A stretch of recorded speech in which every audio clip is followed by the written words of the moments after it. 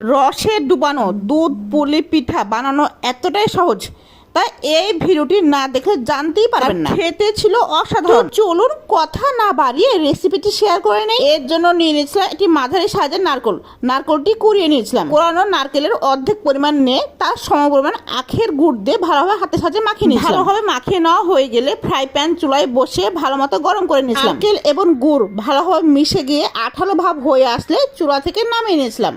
এবার অল্প পরিমাণ নারকেল নিয়ে হাতের সাহায্যে ঘুরে ঘুরে এভাবে চুকা পিঠা বানিয়ে নিয়েছিলাম। এটাকে বিভিন্ন অঞ্চলে বিভিন্ন নামে ডেকে থাকি। মেরা পিঠা, ছান্না পিঠা, চুষি পিঠা। একটি পাত্র চুলাতে বসে পানি গরম হয়ে আসলে সামান্য পরিমাণ লবণ দিয়ে এক বাটি চালের গুঁড়ি ভালোভাবে সিদ্ধ হয়ে আসলে চুলা থেকে নামিয়ে নিয়ে হাতের সাহায্যে মথিয়ে ডো তৈরি করে নিয়েছিলাম। অল্প পরিমাণে আটা নেটে খোল তৈরি করে তার মধ্যে বানানো চুষি পিঠাগুলো দিয়ে দিব। এবার হাতের তালুর সাহায্যে পেঁচিয়ে সেই আগের মতো ছান্না পিঠা, মেরা পিঠা বা চুষি পিঠা শেপ তৈরি করে নেব।